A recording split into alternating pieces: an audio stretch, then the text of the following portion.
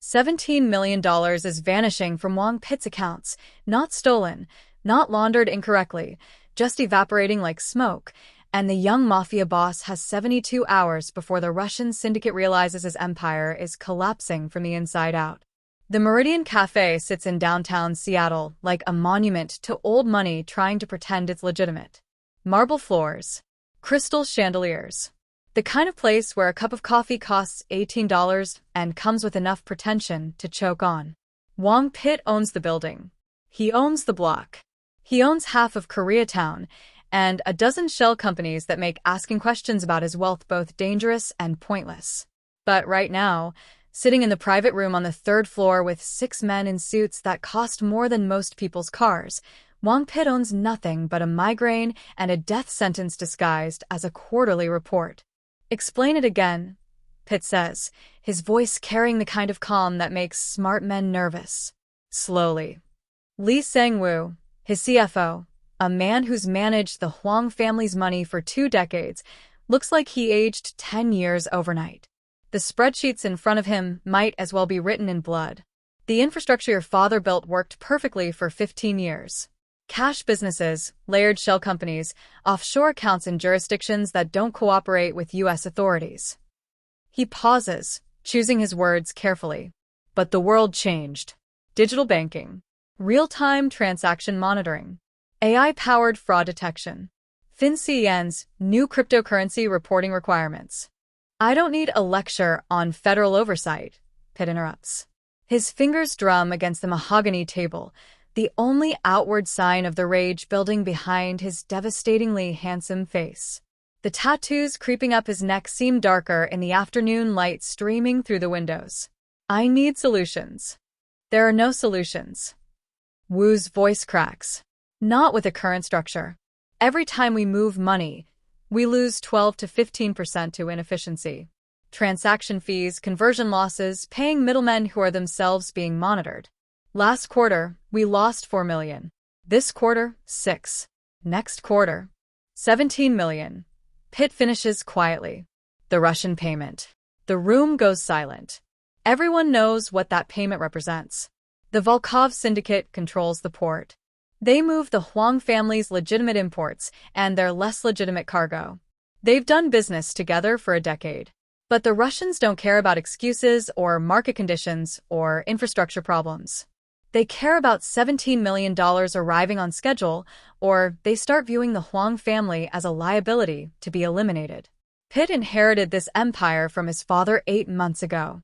8 months of trying to modernize systems built in an analog world, of fighting men twice his age who think innovation is weakness, of watching money hemorrhage from accounts faster than they can explain where it's going. His father ruled through fear and violence. Pitt wanted to rule through intelligence. Right now, intelligence is losing. The door opens. Juliet Parker enters with a tray of coffee, the good stuff, imported from Guatemala, because even in crisis, the Huang family maintains appearances. She's in her late 20s, dressed in the blue and white uniform that marks her as part of the Meridian service staff. Her hair is pulled back in a professional bun, her movements efficient and practiced. She's been serving coffee to this particular group of businessmen for 6 weeks now, always quiet, always invisible. Except Pitt has noticed that she's not as invisible as she pretends. Her eyes track the spreadsheets when she sets down the cups. Her posture shifts almost imperceptibly when they discuss financial structures. She's listening. She's understanding. And that's either very dangerous or very interesting. Today, with $17 million evaporating and 72 hours until the Russians start sending messages written in blood, Pitt is willing to gamble on interesting. "You," he says as Juliet sets down his coffee.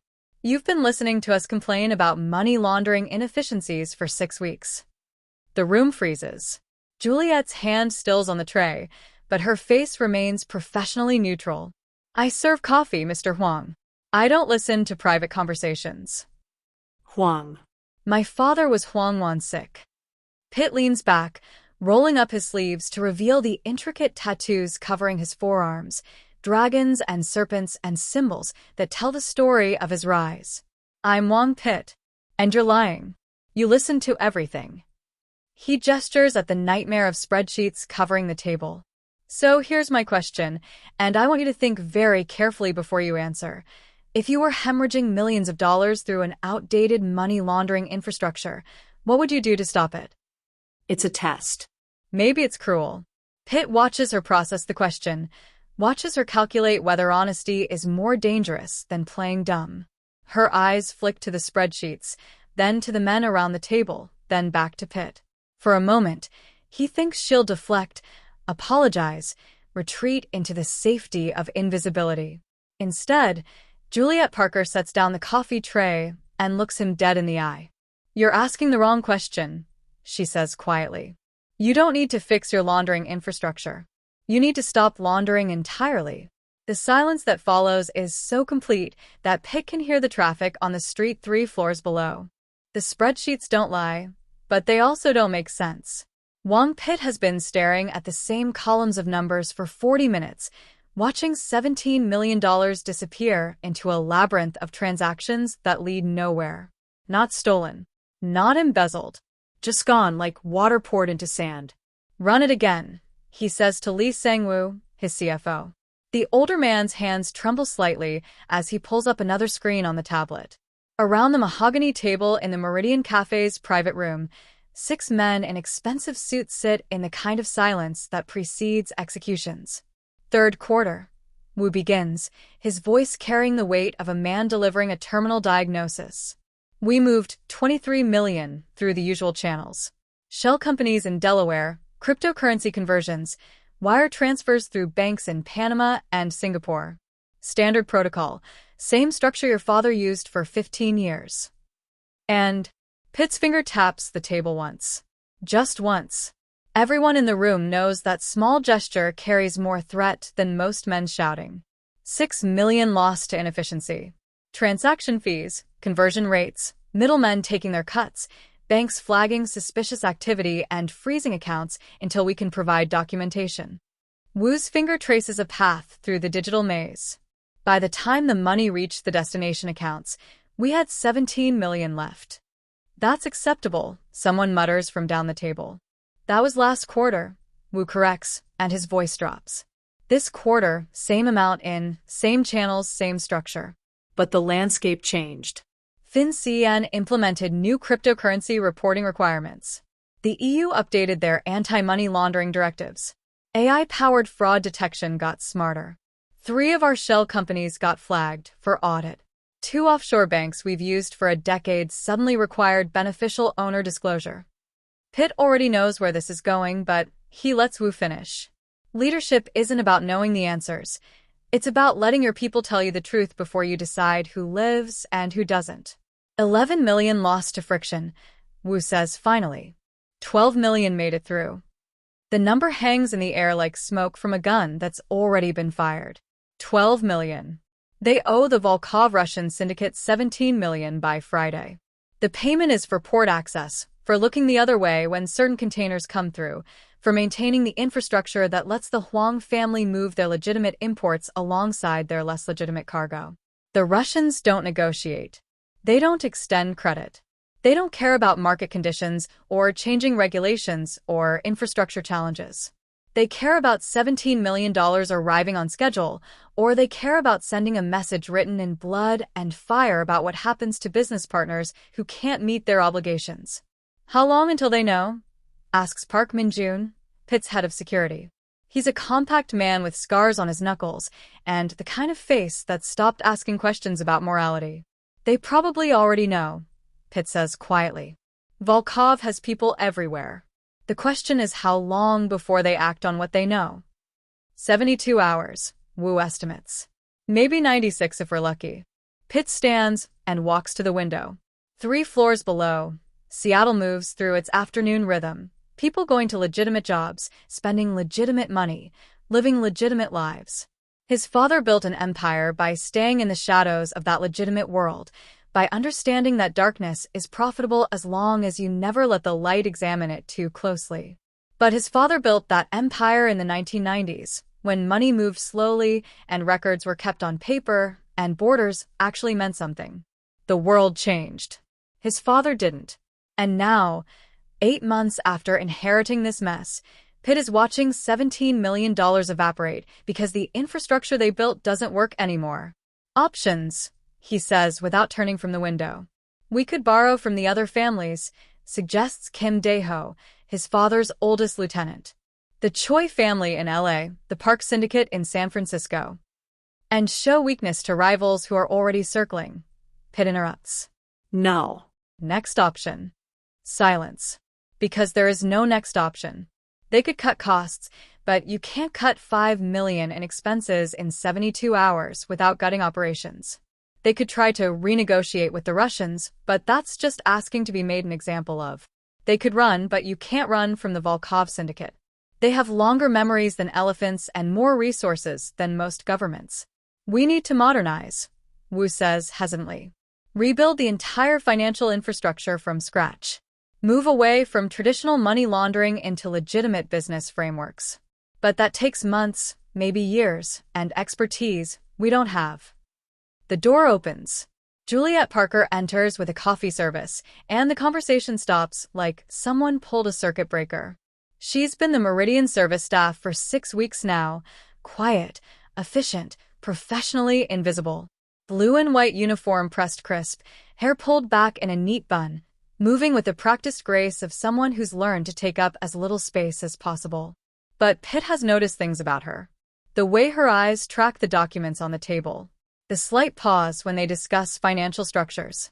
The fact that she refills coffee cups with one hand while her eyes are clearly reading spreadsheets upside down. She's listening. She's understanding. And that's either very dangerous or very interesting. Juliet sets down the first cup in front of Lee Sang-woo with practiced precision. The CFO doesn't even acknowledge her existence. She's furniture to these men, part of the room's decor. She moves around the table, pouring from the silver carafe, and Pitt watches her eyes flick to the tablet screen showing their catastrophic numbers. Just for a second. But he catches it. Thank you, Park Min-jun says absently when she fills his cup. The words are automatic, meaningless. Juliet nods and continues her circuit. When she reaches Pitt, she hesitates for just a fraction of a second before pouring. Their eyes meet, and he sees something there: intelligence, curiosity, and very carefully controlled fear.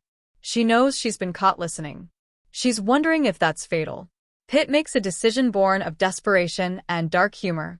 When you're 72 hours from a Russian execution order, why not entertain yourself? He says as Juliet finishes pouring his coffee. You've been listening to us complain about money laundering inefficiencies for 6 weeks. The room freezes. Wu's cup stops halfway to his mouth. Park's hand moves instinctively toward the inside of his jacket, where a weapon probably lives. Kim Dae-ho's expression goes from surprise to calculating, already deciding if the server needs to disappear. Juliet's hand stills on the carafe, but her face remains professionally neutral. She's good. Pitt will give her that. I serve coffee, Mr. Huang. I don't listen to private conversations. Huang was my father's name. Huang Wan's sick. Pitt leans back in his chair, rolling up his sleeves to reveal the intricate tattoos covering his forearms, dragons and serpents and Korean characters that tell the story of his rise through violence to leadership. I'm Wang Pitt. And you're lying. You listen to everything. He gestures at the nightmare of spreadsheets and financial projections covering the table. So here's my question, and I want you to think very carefully before you answer. His voice is light, almost playful, but everyone in the room recognizes the edge underneath. If you were hemorrhaging millions of dollars through an outdated money laundering infrastructure, hypothetically speaking, of course, what would you do to stop it? It's cruel. Pitt knows it's cruel. He's putting a civilian on the spot, asking her to either prove she's been eavesdropping on criminal conspiracy or prove she's too stupid to understand what she's been hearing. Either answer could be dangerous for her. But he's also genuinely curious. Because in 6 weeks of watching her serve coffee, he's noticed that Juliet Parker is a lot smarter than she pretends to be. She sets down the carafe slowly. Her hands are steady, impressive, given that she's surrounded by 6 men who've probably killed more people than she served coffee to. I'm not qualified to answer financial questions, Mr. Wang. Pitt, he corrects. Just Pitt. And I think you're more qualified than you're pretending. He leans forward. Humor me. We're all dying here anyway. What's your completely uninformed, absolutely theoretical opinion? Juliet's eyes move around the table, calculating odds. Pitt can see the gears turning. She's smart enough to know this is a test, but not experienced enough to know what the right answer is. Truth could be fatal. Lies could be insulting. Silence could be interpreted as either wisdom or cowardice. The seconds stretch out. Wu looks like he wants to intervene, but doesn't know how. Park's hand is still near his jacket. Kim Dae-ho is watching Juliet with the expression of a man deciding how to dispose of a body. Then Juliet Parker does something Pitt doesn't expect. She sits down. Not in a chair. She's not that bold. She perches on the edge of the credenza near the window, her posture suggesting temporary presence, but her eyes are suddenly all business. "You're asking the wrong question," she says quietly. The temperature in the room drops 5 degrees. "The wrong question," Pitt repeats, his voice dangerously soft. "Yes." Juliet's hands fold in her lap, but her gaze is direct. "You don't need to fix your laundering infrastructure. You need to stop laundering entirely." For 3 full seconds, nobody breathes. Then Kim Dae-ho laughs, a harsh, bitter sound. "The maid thinks we should just stop being criminals." Brilliant. Why didn't we think of that? But Pitt raises a hand, silencing him. Because Juliet's expression hasn't changed. She's not joking. She's not being naive. She's making a calculated statement, and Pitt wants to hear the calculation. "Explain," he says simply. Juliet glances at the tablet still showing their hemorrhaging finances. "You're losing money because you're trying to hide money. Every transaction that requires obfuscation costs you 12 to 15% in friction. Shell companies, offshore accounts, cryptocurrency conversions, middlemen taking cuts. It's death by 1,000 fees." She pauses. "But what if you didn't have to hide it?" "We're the Korean Mafia," Park says flatly. "Hiding money is what we do." "You are the Korean Mafia," Juliet corrects, and the audacity of that statement makes Wu actually choke on his coffee. But Mr. Wong isn't his father. He inherited an empire built on outdated infrastructure. The question isn't how to maintain that infrastructure, it's whether you need it at all. She stands and walks to the table, and now Pitt is genuinely fascinated because this small woman in a service uniform is commanding a room full of killers. She picks up Wu's tablet without asking permission, another calculated risk, and pulls up a clean spreadsheet. "You moved 23 million last quarter," she says, her fingers flying across the screen. "Lost 11 million to laundering friction. But look at your legitimate businesses. Huang Enterprises owns 17 restaurants, 3 commercial real estate properties, 2 import companies, and a tech startup that does, cloud infrastructure. Data center management," Wu says faintly. "We acquired it 2 years ago." How much revenue did those legitimate businesses generate last quarter? "Maybe 9 million, Wu estimates. But that's not 9 million in legitimate, taxable, completely legal revenue," Juliet interrupts. "Which means you could have paid your 17 million obligation by simply scaling your legal operations by 200% and avoided losing 11 million to criminal infrastructure entirely." She looks up at Pitt. "You're spending more money trying to hide money than you would spend just legitimizing your operations and paying taxes like everyone else." The silence that follows is absolute. Pitt can hear his own heartbeat. "That's..." Wu starts, then stops. His expression shifts from shock to something like wonder as he looks at his own numbers with new eyes. "That's actually mathematically sound." "It's insane," Kim objects. "We can't just go legitimate. Our operations." "Which operations?" Juliet challenges. "Your restaurants are legitimate. Your real estate is legitimate. Your imports are 90% legitimate. You're losing money trying to hide the 10% that isn't when you could just stop doing the 10%. She sets down the tablet. "You have the infrastructure of a legitimate business empire already. You're just trying to run criminal operations through it, and the friction is killing you." Pitt stares at her.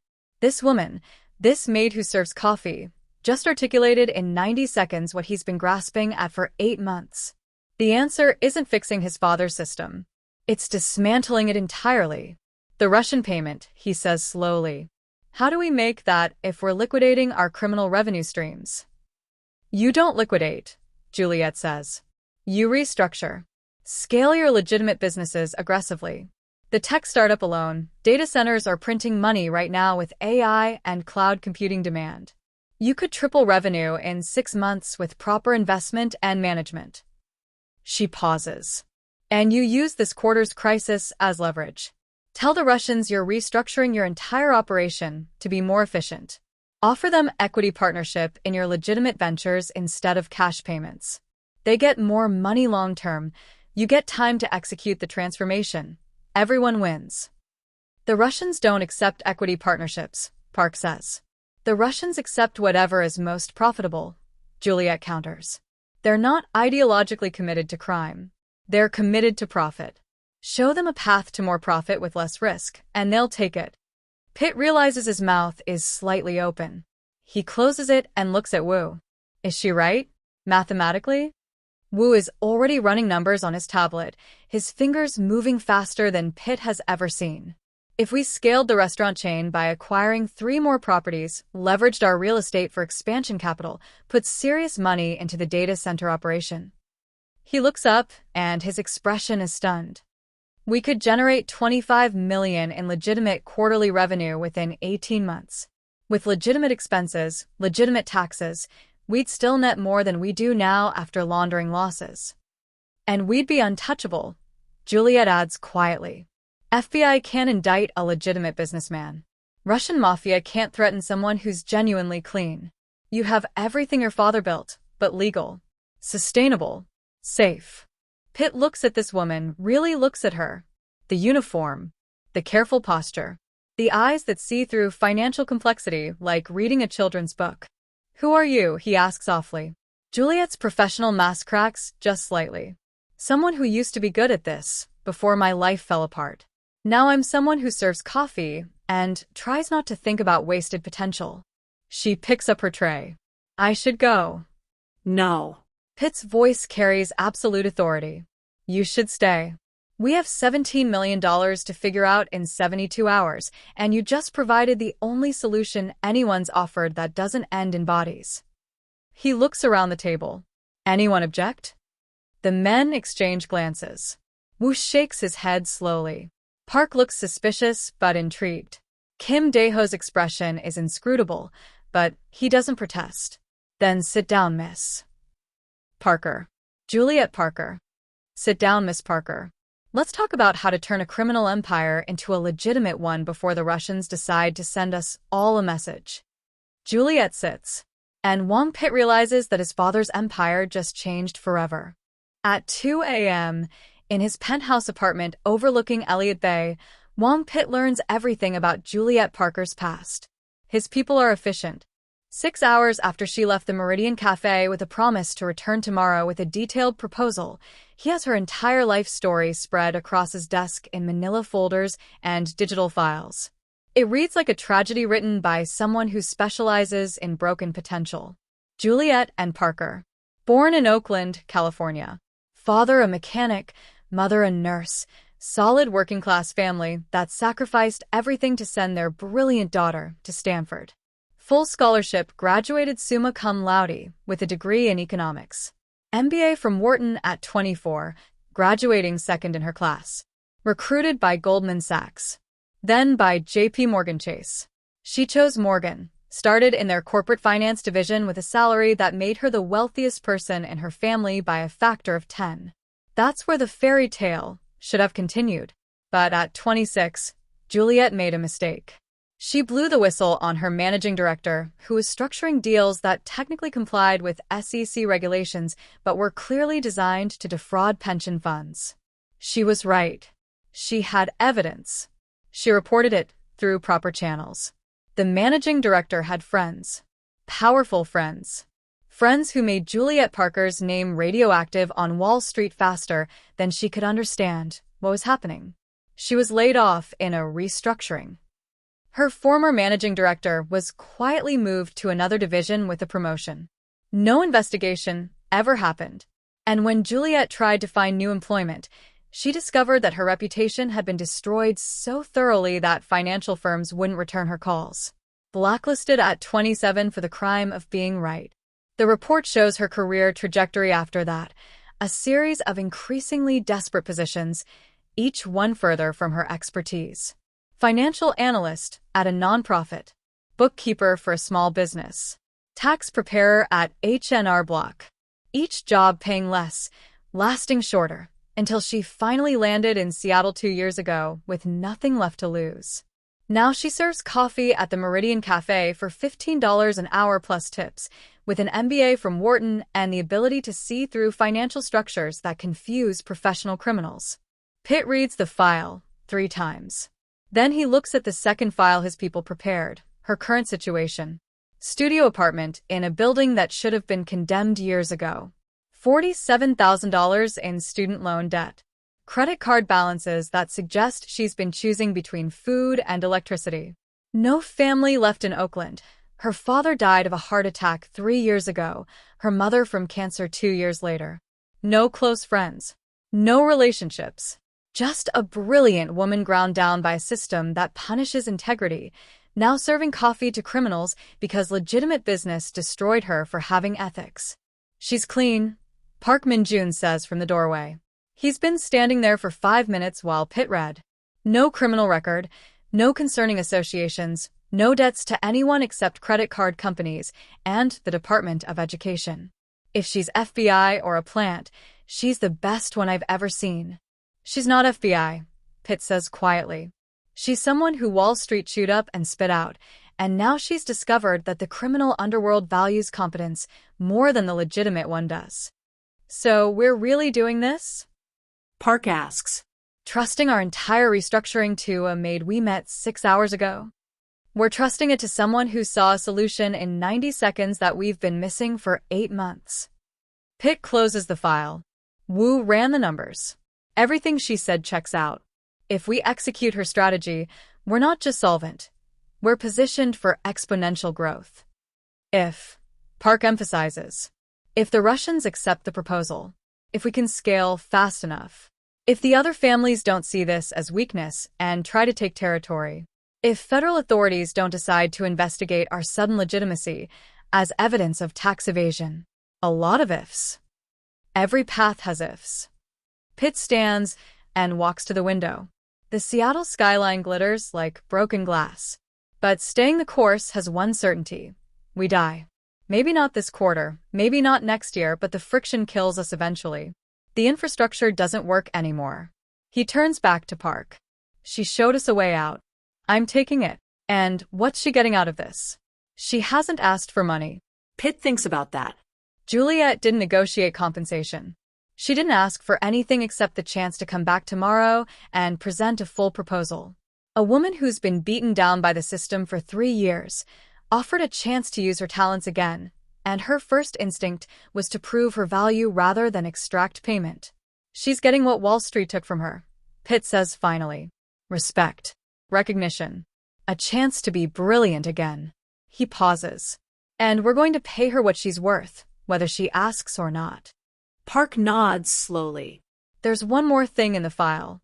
Something Wu found buried in her financial records. What?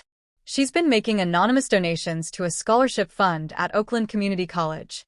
It's called the Parker Family Memorial Fund, named after her parents. Park's expression is unreadable. She gives them $500 a month. Every month. While living in an apartment with black mold and eating ramen, she's giving away $500 to help other poor kids go to college. Pitt picks up the file again, finds that detail buried in the bank records. $500. Every month. Without fail. She's not just brilliant, he says quietly. She's good. Good people don't usually survive in our world, Park observes. Maybe that's why our world needs to change. Pitt closes the file and looks at his head of security. Find her tomorrow morning. Before she comes to the Meridian. I want to talk to her somewhere private. And Park. Yes. Make sure it's a nice place. Somewhere she doesn't have to wear that uniform. She's not a maid anymore. The restaurant where Pitt meets Juliet at 7 a.m. is legitimate. One of the 17 restaurants Huang Enterprises actually owns through transparent corporate structures. It's called Sage, and it serves expensive fusion cuisine to tech executives and Microsoft millionaires. At this hour, it's closed except for one table by the window where Pitt waits with coffee and a contract. Juliet arrives exactly on time, dressed in the same service uniform because it's probably the most professional clothing she owns. She hesitates at the door until the manager, who's been told to expect her, guides her to Pitt's table. "Mr. Wang," she says formally. Pitt. "Just Pitt." He gestures to the chair across from him. Sit. "Please." She sits, and Pitt can see her taking in the details. The private setting. The fact that he's alone. No security visible. The contract on the table between them. Her hands fold in her lap, and he recognizes the posture. Someone preparing for disappointment. "I read your background," Pitt says without preamble. "Stanford, Wharton, Goldman Sachs, and Morgan. You weren't just good at this. You were exceptional." Juliet's expression doesn't change. That was a different life. It doesn't have to be. Pitt slides the contract across the table. "I'm offering you a position as senior financial consultant for Huang Enterprises. Your job is to execute the restructuring strategy you outlined yesterday, transform our operations into legitimate, sustainable, profitable businesses." She doesn't touch the contract. "Mr. Wang." "Pitt." Pitt. "I appreciate the gesture, but I can't work for a criminal organization. I lost everything once because I tried to do the right thing in a corrupt system. I won't destroy what's left of my integrity by helping us become legitimate." Pitt interrupts gently. "That's the job, Juliet. I'm not asking you to hide money or structure illegal transactions. I'm asking you to help us go clean. Transform criminal operations into legal ones. Build a business empire that doesn't require looking over our shoulders." She finally looks at the contract. Her eyes scan the first page, and Pitt watches her reaction when she reaches the compensation section. This says $350,000 annually, plus performance bonuses, plus equity. "That's what you're worth. Actually, you're probably worth more, but I don't want to insult you with an offer so high it seems fake. I serve coffee for $15 an hour." "You shouldn't." Pitt leans forward. "Someone with your talent, serving coffee because Wall Street blacklisted you for having ethics, that's a crime. Not in a legal sense, but in the sense that it's a waste of human potential." He pauses. "I'm not offering you this job because I'm generous. I'm offering it because you can save my business and everyone who depends on it." Juliet's hands are shaking slightly now. "And the criminal operations? The money laundering, the connections to the Russian mob, whatever else your organization does that I don't want to know about?" "Will be shut down," Pitt says flatly. "That's the entire point. I inherited my father's empire 8 months ago, and I've been drowning trying to maintain infrastructure that doesn't work. You showed me a way out. Help me take it." "Just like that? You're going to stop being the Mafia because a maid told you it's financially inefficient." "I'm going to stop being the Mafia because it's killing me," Pitt says quietly. "My father ruled through violence and fear and illegal operations because that was the world he knew. But I'm not my father. I don't want an empire built on blood. I want one built on actual success." He taps the contract. "You can give me that. But I need your expertise, your integrity, and your willingness to take a chance on someone who probably doesn't deserve it." Juliet picks up the contract and reads it properly this time. 2 pages of clear, straightforward terms. No hidden clauses. No obligations to engage in illegal activity. In fact, there's a section explicitly stating that her role is strictly limited to legitimate business operations. "There's a morality clause here," she says, reading further. "It says if I discover ongoing illegal operations, I'm required to report them to you with recommendations for cessation, and you're contractually obligated to act on those recommendations or provide written explanation of why you cannot." Wu wrote that section. He said if we're going legitimate, we need accountability. Pitt smiles slightly. "He also said you'd never agree to work for us without it." "He's right." Juliet sets down the contract. But there's still the Russian problem. The $17 million due in. She glances at her watch. 63 hours. How am I supposed to solve that? We're meeting with Volkov tomorrow night. You and I. We're going to present your restructuring strategy and offer them partnership equity instead of cash payments. Pitt's voice is steady despite the insanity of what he's proposing. They'll either accept, or they'll kill us both. But at least we'll die trying something new instead of slowly bleeding out from 1,000 transaction fees. Juliet stares at him. You're serious? Completely. You want me, a maid who made a coffee service presentation yesterday, to pitch a Russian mob boss on corporate restructuring. I want Juliet Parker, Wharton MBA with expertise in corporate finance and restructuring, to save both our lives by being brilliant. Pitt meets her eyes. Can you do it? The question hangs in the expensive air of the closed restaurant. Outside, Seattle is waking up to another day of ordinary concerns, traffic, meetings, legitimate problems in legitimate lives.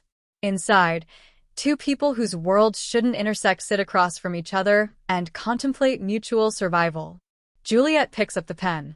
I need 18 hours, full access to your financial records, and Wu's complete cooperation. She signs her name on the contract with quick, decisive strokes. And I need you to promise me something. What? If this works, if we actually pull off going legitimate, you let me donate to charity. Real charity, not just tax strategy disguised as philanthropy. Her voice is fierce.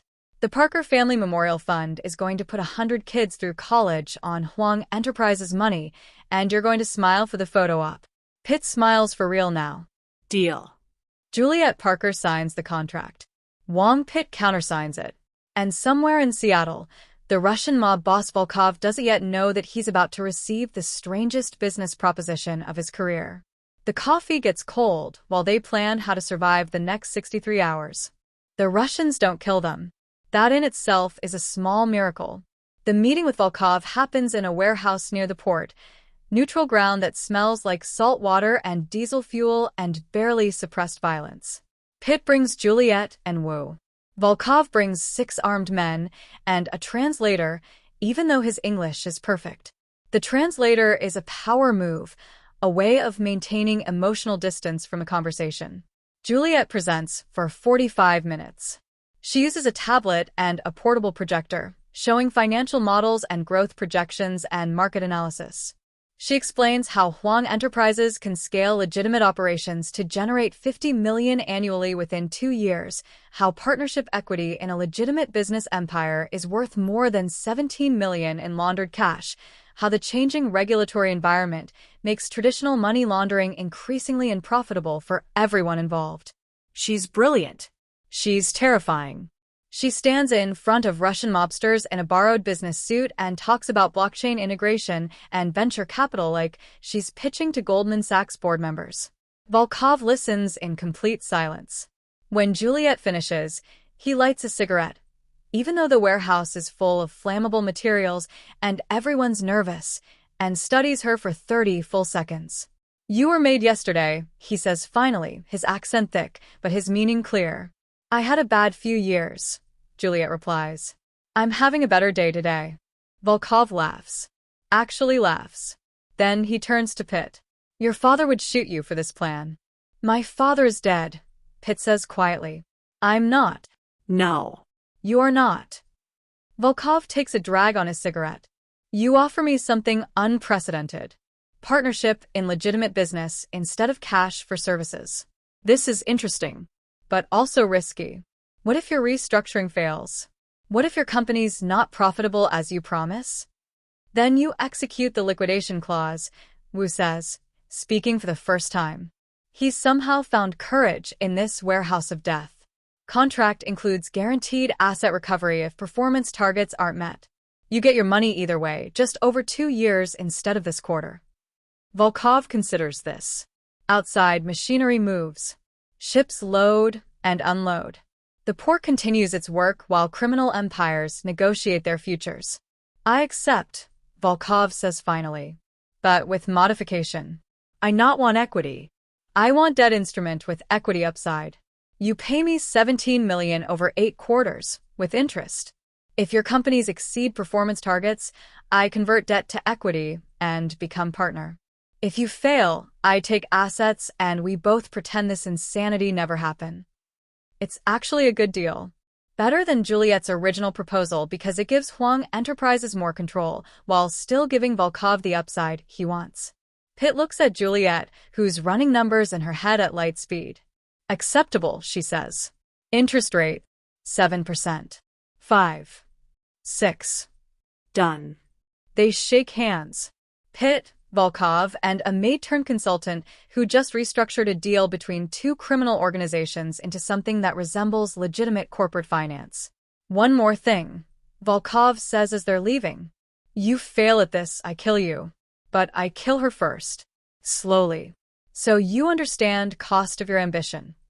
It's not a threat. It's just information. A statement of consequences. We won't fail, Pitt says. They don't. 6 weeks later, Huang Enterprises has acquired 2 more restaurants, expanded the data center operation into 3 new facilities, and secured venture capital investment for a blockchain logistics startup Wu found buried in their portfolio. Revenue is up 43% quarter-over-quarter. The first debt payment to Volkov goes out on schedule, with interest. Juliet works 100-hour weeks. She restructures, renegotiates, and rebuilds the entire financial infrastructure. She discovers tax strategies that save millions, merger opportunities that generate value, legitimate investment opportunities that make the criminal operations look pathetic by comparison. More importantly, she finds the money. Not hidden money, there is no hidden money anymore. But she finds revenue streams that have been ignored, assets that have been undervalued, opportunities that have been missed because everyone was too focused on hiding money to realize they could be making more money legitimately. The Parker Family Memorial Fund receives its first major donation, $50,000 from Huang Enterprises Charitable Foundation. Juliet cries when the paperwork goes through. Pitt pretends not to notice.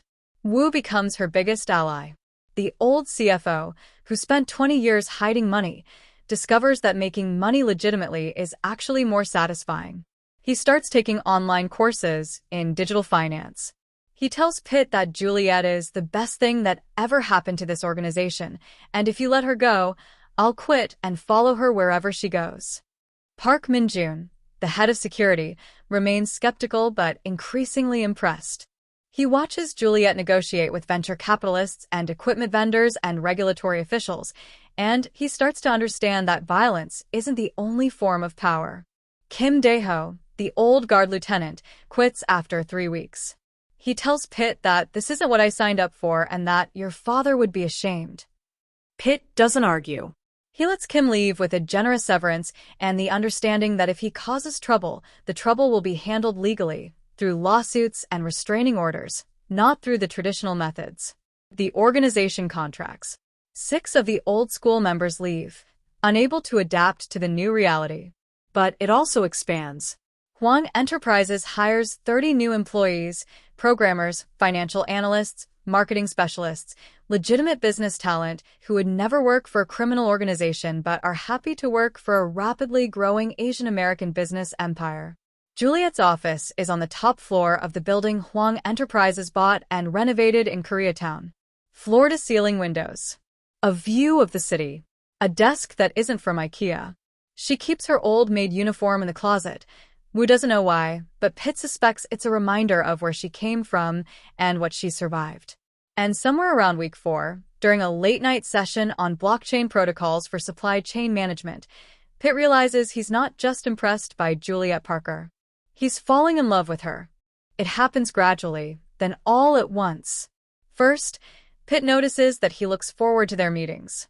The morning briefings where Juliet presents overnight market analysis, the afternoon strategy sessions where they debate expansion opportunities, the late-night problem-solving sessions where they sit in her office and tackle complex financial structures until midnight. He starts scheduling more meetings than necessary, finding excuses to stop by her office, asking for her opinion on decisions he could make independently. Wu notices. You're not subtle, he tells Pitt after a particularly transparent excuse to extend a meeting. And neither is she. She doesn't, Pitt starts. She does, Wu interrupts. She lights up when you walk in the room. She dresses differently on days when she knows you have meetings. She laughs at your terrible jokes that no one else finds funny. He pauses. And you're both idiots because you're not doing anything about it. She works for me. That's a power dynamic problem. She's your equal. That's a you're both scared problem. But Wu is right that it's complicated. Pitt is Juliet's boss. He's also a reformed criminal who's still one bad quarter away from the Russians deciding to enforce consequences. She's an employee who's rebuilding her career and can't afford complications. They're business partners transforming an empire together, and romance would complicate everything. Except it's already complicated. It's complicated when they're working late on blockchain protocols and their hands touch reaching for the same document. It's complicated when Juliet solves a particularly difficult financial problem and Pitt wants to kiss her instead of just congratulating her.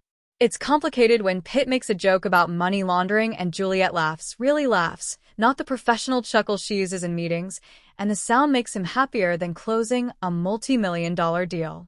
The moment of truth comes during week 7 at 11 p.m. in Juliet's office.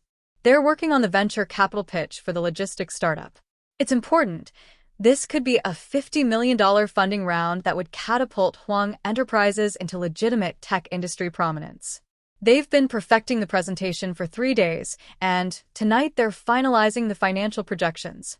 Run the conservative scenario again, Juliet says, staring at her screen. Pitt pulls up the spreadsheet on his tablet. Conservative gives us $22 million at Series A, additional $30 at Series B, projected unicorn valuation within 5 years. And aggressive? Aggressive gives us $40 at Series A, $80 at Series B, unicorn status within 3 years. He looks up. But aggressive requires us to expand into European markets immediately, which means dealing with different regulatory frameworks, different labor laws, and more risk, Juliet finishes. She leans back in her chair, exhausted. Her hair has come partially loose from its professional bun. She's taken off her jacket. There's a coffee stain on her white shirt from this morning that she hasn't had time to deal with. She's brilliant and disheveled and absolutely beautiful, and Pitt realizes he's staring. What? Juliet asks, catching his expression. Nothing. He stops.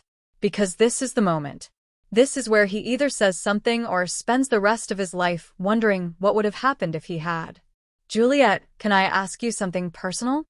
Her expression becomes guarded. Okay. Why did you sign that contract? The real reason. Pitt sets down his tablet. You knew what I was. You knew the risks. You could have just served coffee and stayed safe. Why did you take the chance? Juliet is quiet for a long moment. Because you asked me a question, she says finally. Everyone else in my life after the blacklist, they saw what I'd become and treated me like that's all I was. A failure. A maid. Someone whose opinion didn't matter. You saw what I could be. You asked me to prove it. She pauses. Do you know how rare that is? Someone seeing potential in you when you can't even see it in yourself. Yes, Pitt says quietly. I do. My father saw me as a successor to his criminal empire. Everyone in the organization saw me as a young boss who didn't know what he was doing. You saw me as someone who could build something better. He stands and walks to the window. You gave me permission to be different than my father. That's worth more than any financial restructuring. Pitt. I'm in love with you, he says, still facing the window because if he looks at her, he'll lose his nerve. I know I shouldn't be. I know it's complicated and inappropriate and probably a terrible idea professionally. But I'm in love with you, and I needed to say it before I lost the courage. The silence that follows lasts approximately 5 seconds and feels like 5 years. Then he hears her chair move. Footsteps. And suddenly she's next to him at the window, close enough that he can smell her perfume under the coffee and exhaustion. It is a terrible idea professionally, Juliet says softly. I work for you. You sign my paychecks. Every HR department in America would tell us this is a disaster waiting to happen. Pitt's heart sinks. I understand. I shouldn't have. I'm not finished. She reaches for his hand. It's a terrible idea professionally.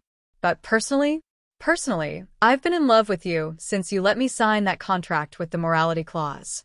Since you let me keep my integrity instead of asking me to compromise it. Since you believed in me when I'd stopped believing in myself.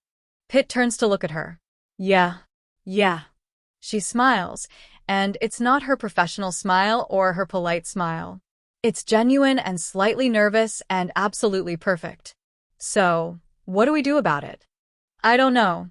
I've never successfully gone legitimate before. Juliet laughs. Neither have I. First time for everything. He kisses her. She kisses him back. And for approximately 30 seconds, the blockchain protocols and venture capital pitches and financial projections don't matter at all. Then her phone rings. It's Park Min-jun. His voice is tight with controlled panic. Boss, we have a problem. Someone just grabbed Juliet outside the office. Black van, 3 men, professional operation. They left a phone with a message for you. Pitt's blood goes cold. What message? Call this number in 10 minutes, or she dies in 20. Pitt looks at Juliet, who's standing right next to him, confused by his expression. That's impossible, he says slowly. She's right here. Then who the fuck did they just kidnap? Park demands. The answer comes 30 seconds later when Wu calls, his voice shaking. Pitt, they took her. They took my assistant, Chin Mei. She was leaving late, wearing Juliet's coat that she borrowed. They thought. Pitt understands. Chun Mei, Wu's assistant, is about the same build as Juliet.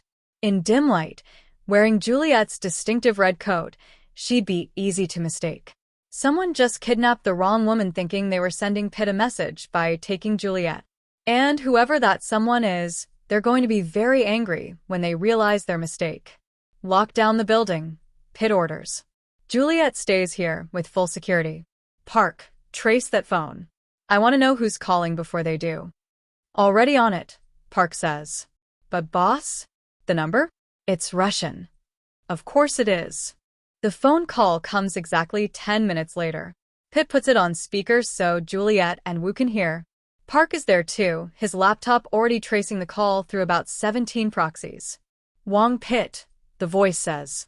It's not Volkov. It's younger, with a harder edge. You have something we want. You made a mistake, Pitt says calmly. The woman you took is Chun Mei, my CFO's assistant. She's not Juliet Parker, and she's not involved in any of this. There's a pause. Then muffled conversation in Russian. Then a different voice, female, terrified. Mr. Wang? They say they want. A sound. Chun Mei screams. Then silence. We have your woman, the first voice says, ignoring Pitt's correction. The one who convinced you to betray your father's legacy. The one who thinks she can turn wolves into sheep. A pause. Volkov made mistake accepting your proposal. Legitimate business is weakness. You are weakness. We are message from people who remember what this organization should be. Who are you? Pitt asks, though he's already guessing. I am Dmitri, Volkov's nephew. He grows soft in his old age, accepting your debt payments and equity partnerships like banker instead of warrior. The voice is bitter. But some of us remember that power comes from fear, not spreadsheets. You want your woman back, you pay real price. $50 million. Cash. Untraceable. Delivered by Friday. That's impossible, Wu says. We don't have that kind of liquid capital. Then she dies. Along with anyone else who believes in your fantasy of legitimate empire. Dmitri laughs. You want to be businessman? Fine. This is business. $50 million for her life. No negotiation.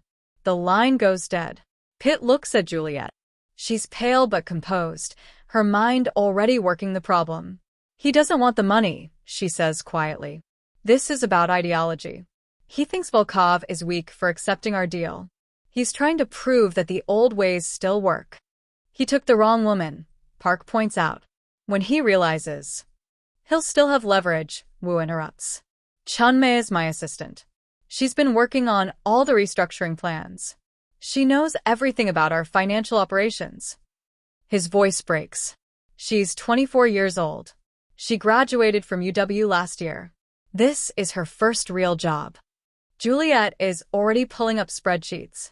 We can't pay $50 million. Even if we liquidated everything, we're tied up in investments, real estate, expansion capital. She runs numbers at lightning speed. Best case, we could raise maybe 20 million in 72 hours without destroying everything we've built. He won't accept 20, Pitt says. This isn't about money. It's about proving we're weak. That going legitimate was a mistake. Then we prove he's wrong, Juliet says. Her voice is steel. We show him that intelligence is more dangerous than violence. Park looks skeptical. How? By destroying him economically. Juliet pulls up a different set of files. Dmitry isn't just Volkov's nephew. According to our research, he runs several of the Volkov organization's operations. Drug distribution through the port, illegal gambling networks, human trafficking routes. She looks at Pitt. All of which require money laundering infrastructure. Infrastructure that's increasingly vulnerable to regulatory oversight. Wu realizes, catching her meaning. Exactly. Juliet's fingers fly across her keyboard. We report him. Everything. Every operation, every account, every shell company. We burn down his entire financial network using the same regulatory frameworks that made our old model obsolete. That's... Park starts. Insane. Pitt finishes. You want to sic federal authorities on the Russian mob as a rescue strategy. I want to make Dmitry's operations so toxic that he can't function, Juliet corrects. Thin-CN investigation into his accounts. FBI raid on his fronts. ICE scrutiny of his labor sources. IRS audit of his tax returns. We don't kill him with bullets. We kill him with bureaucracy. She looks up. It's what the system did to me. Let's weaponize it. That takes time we don't have, Wu objects. Federal investigations move slowly. Unless you give them everything they need to move fast.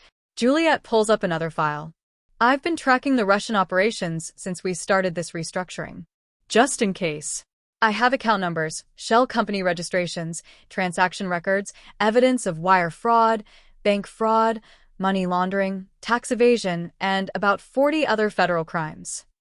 She meets Pitt's eyes. I can hand federal prosecutors a case, so complete they'll have arrest warrants by tomorrow morning. And Chun Mei? Park asks quietly. We trade, Pitt says, understanding Juliet's plan. We tell Dmitry that we've just destroyed his entire financial operation.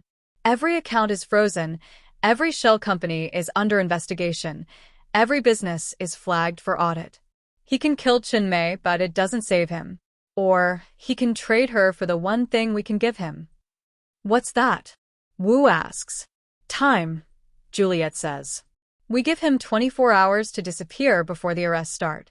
He gets to run. We get Chun Mei back. Everyone loses something, but everyone survives. It's brilliant. It's also incredibly dangerous. They're declaring war on a faction of the Russian mob using nothing but financial intelligence and federal regulations as weapons. Volkov won't like this, Park observes. We're destroying part of his organization. Volkov will love this, Pitt counters. Dmitry is challenging his authority. He'll be happy to see his nephew taken down, especially if we do it in a way that keeps his own hands clean. He looks around the room. Anyone have a better idea? Silence. Because there is no better idea. Violence would trigger a war they can't win. Paying would encourage more kidnappings. Waiting would mean Chun Mei dies. Okay, Pitt says. Juliet, package everything you have for the FBI. Wu, get our lawyers ready. We're going to need immunity agreements for cooperating with federal investigations. Park, find out where they're holding Chun Mei. I want eyes on that location before we make the call. Everyone moves. And Wong Pitt realizes that Juliet Parker just turned his organization's legitimacy into its most devastating weapon. The FBI agent's name is Sarah Chin, and she looks at the files Juliet presents with an expression that cycles through disbelief, excitement, and barely controlled rage. This is... She pages through the evidence. This is 3 years of investigation work handed to me on a silver platter. How did you get this? I'm very good at following money, Juliet says simply. And I had motivation to understand everyone in our ecosystem, including the people who might become problems. Your ecosystem, Agent Chin repeats. You mean the criminal underworld. I mean the business environment in which Huang Enterprises operated before restructuring. Juliet's voice is steady. We've gone legitimate. This information is part of that process, cleaning up our past associations. It's technically true, also technically a lie. But Agent Chin doesn't care about technicalities right now. She's looking at evidence of wire fraud, bank fraud, money laundering, tax evasion, and human trafficking. Evidence that will make her career. I need immunity agreements, Pitt says. For myself, for Wu, for everyone in Huang Enterprises. We cooperate fully. You get convictions. Everyone's happy. Except the people I'm arresting, Agent Chin says dryly. They kidnapped an innocent woman, Juliet points out. Chun Mei, 24 years old, financial analyst. She's being held because Dmitry Volkov thinks she's me. If you move fast, you can save her life and dismantle a criminal operation simultaneously. Agent Chin makes a phone call. Then another. Then a third. Within 2 hours, there are arrest warrants for Dmitry Volkov and 16 associates. Seizure orders for 43 accounts across 7 banks. Raid authorizations for 11 business locations. This happens at dawn, Agent Chin says finally. You have until then to get your assistant out. After that, I can't guarantee her safety in the crossfire. Understood, Pitt says. They have 14 hours. Park surveillance team locates Chun Mei in a warehouse near the port. Poetic, really, since that's where Pitt first met Volkov to propose going legitimate. She's being held by 6 men, all armed, all looking increasingly nervous because Dmitry hasn't called with further instructions. We can't extract her by force, Park says, studying the surveillance footage. 6 armed men in an enclosed space with a hostage? Someone dies. Probably the hostage. We don't extract by force, Pitt says. We extract by negotiation. Juliet. She's already drafted the message. Clear, professional, devastating. It includes screenshots of frozen account notifications, links to federal investigation filings, sealed, but Dmitry has people who can check, a list of properties currently being prepared for raid, an estimate of how many years of federal prison time the evidence will generate, an offer. Trade Chun Mei for 24 hours warning before arrests begin. You give him time to run, Wu observes. Justice. Justice is letting Chun Mei go home alive, Juliet says. Everything else is just paperwork. They send the message at 4 a.m. Dmitry calls at 4:07 a.m. He's not laughing anymore. You destroyed me, he says. His voice is flat. Dangerous. Everything. Every account, every business, every operation. Gone. Not gone, Pitt corrects. Frozen. Flagged. Under investigation. You can probably recover 20% if you have excellent lawyers and a decade of patience. He pauses. Or you can disappear. Take whatever cash you have accessible, leave the country, start over somewhere the FBI doesn't have jurisdiction. And if I kill your woman? Chun Mei is not my woman, Pitt says calmly. She's an employee who was in the wrong place at the wrong time. If you kill her, it changes nothing about your situation except adding murder charges to the list. If you trade her, you get a head start before the arrests begin. Silence. Pitt can almost hear Dmitry calculating odds, weighing options, accepting that he's already lost. The money, Dmitry says finally. The 50 million. That was never about money. I know. It was about showing my uncle that his way is weak. That legitimacy is fantasy. That violence and fear are still the only currencies that matter. And instead you proved the opposite, Juliet says, speaking for the first time. You tried to use violence and we destroyed you with paperwork. Which of us is weak now? Another pause. Then Dmitry laughs, bitter, broken. You are more dangerous than my uncle realized. I'm an MBA with a grudge against people who underestimate intelligence, Juliet says. You're not the first person to learn that lesson the hard way. Chun Mei will be released at Pier 17 in 1 hour, Dmitry says. Unharmed. You give me 24 hours. Done. Pitt agrees. Tell my uncle, Dmitry adds, that he was right. The world has changed. And people like me are dinosaurs who don't know we're already extinct. The line goes dead. Chun Mei is released exactly 1 hour later, shaken but unharmed.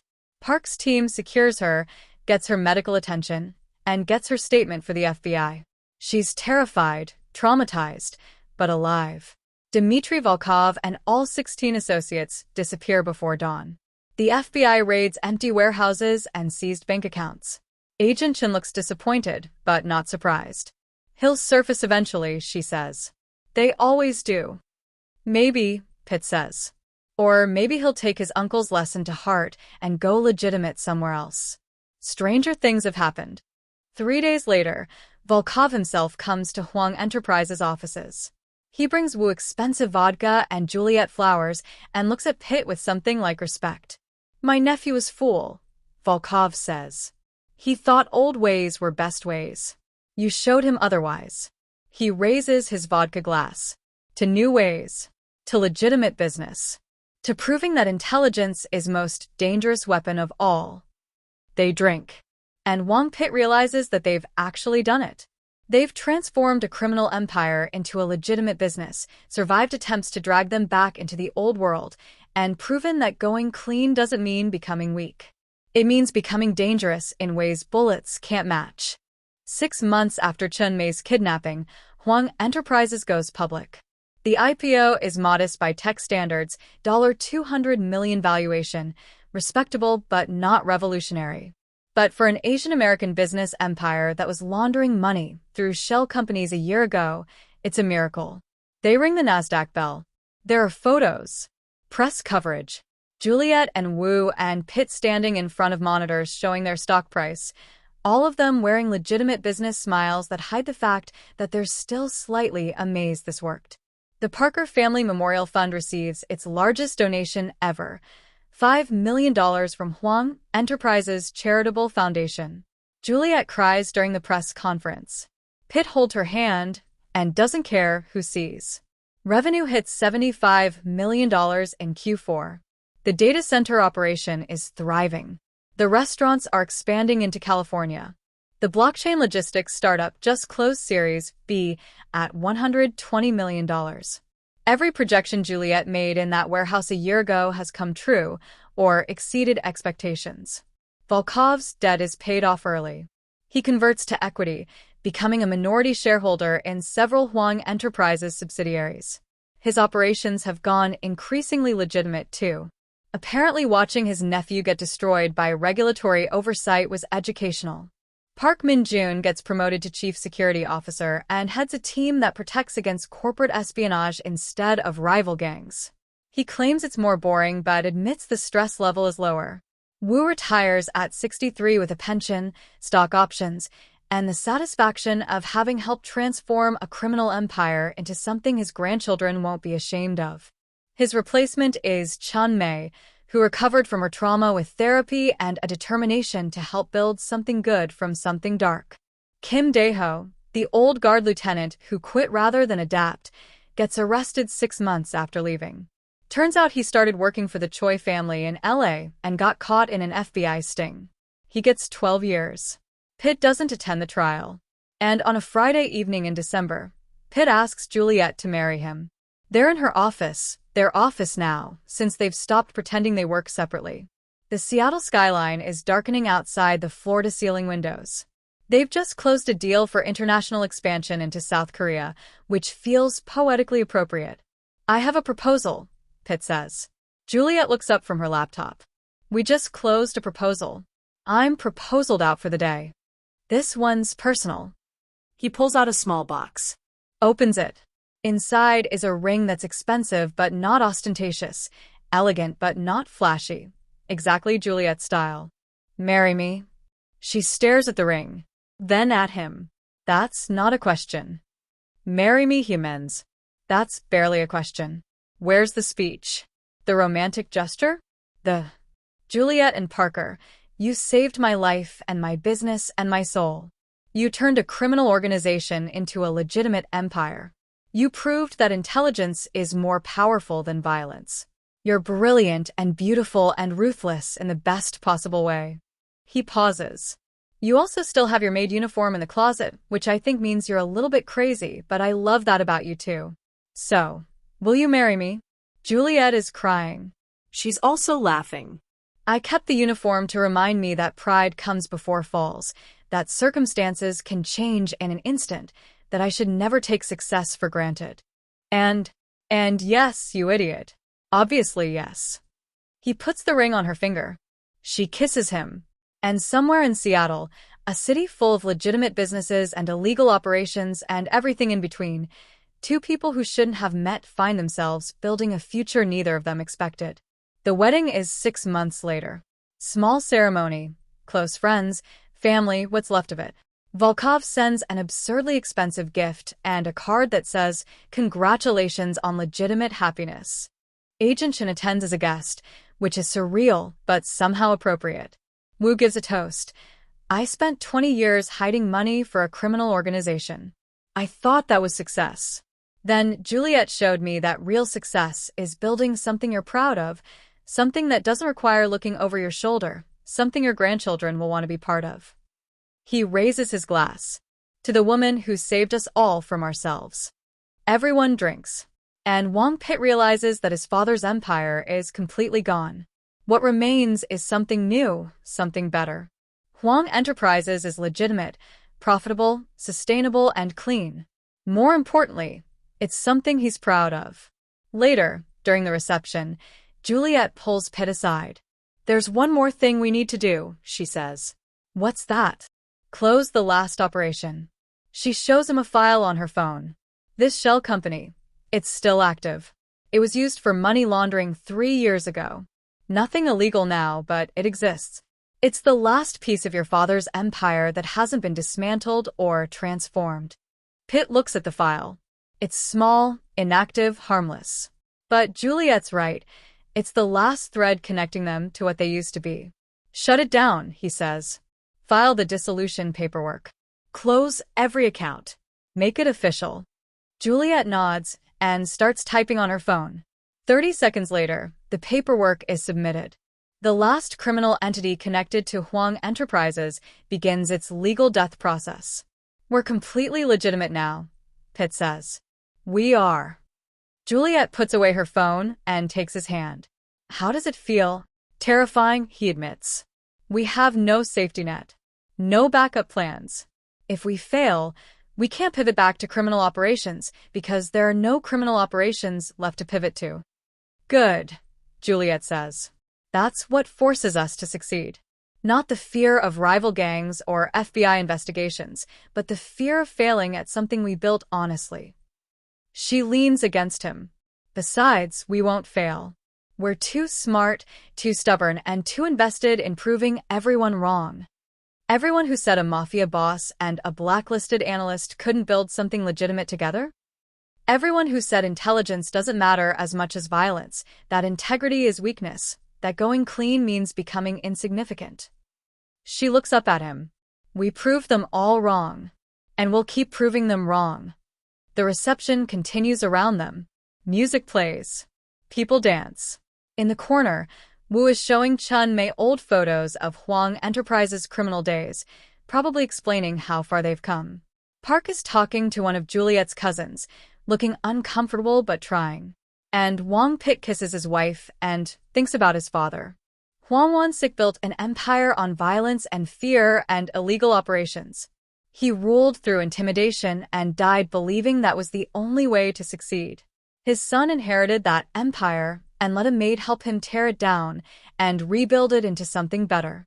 Something legitimate. Something that will last. The old ways are dead. The new ways are just beginning. Subscribe to see how this unfolds and comment where you're watching from. I will love to say hello to you just to know how far our story is going.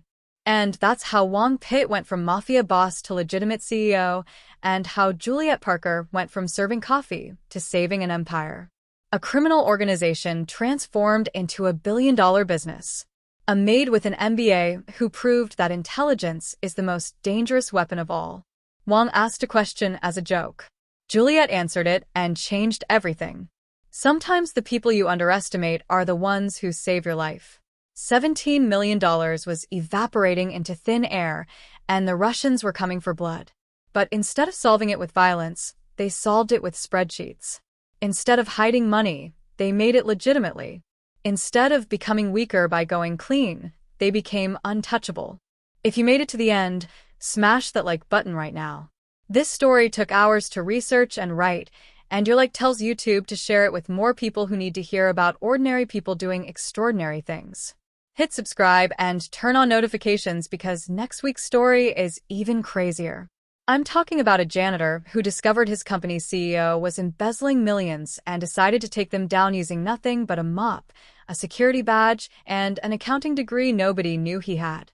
You don't want to miss it. Drop a comment telling me where you're watching from and what you thought of Wong and Juliet's story. Are you team going legitimate is smart? Or do you think they should have stayed in the game? Let me know your thoughts. I read every single comment, and I love seeing where in the world this story reaches. Share this video with someone who's ever been underestimated, overlooked, or dismissed. Because this story isn't just about a mafia boss and a maid. It's about everyone who's been told they don't matter, everyone whose potential has been wasted, everyone who's waiting for someone to ask them the right question. Wong's father ruled through fear. Wong ruled through intelligence. And he built something that will outlast both of them, a legitimate empire, a real legacy, and a marriage based on mutual respect instead of power dynamics. The Parker Family Memorial Fund is putting 100 kids through college. Huang Enterprises is creating jobs and paying taxes and building something the community can be proud of. Chun Mei survived her trauma and became a CFO. And two people who should never have met are now partners in every sense of the word. Before you go, like, subscribe, comment, and share. That's how we build this community. That's how we get these stories to the people who need them most. Until next time, remember, never underestimate someone just because they're serving your coffee. They might be the smartest person in the room, just waiting for someone stupid enough to give them an opening. And when they take that opening, they'll change everything. Stay dangerous. Stay intelligent. And never let anyone tell you that going legitimate means becoming weak. See you in the next one.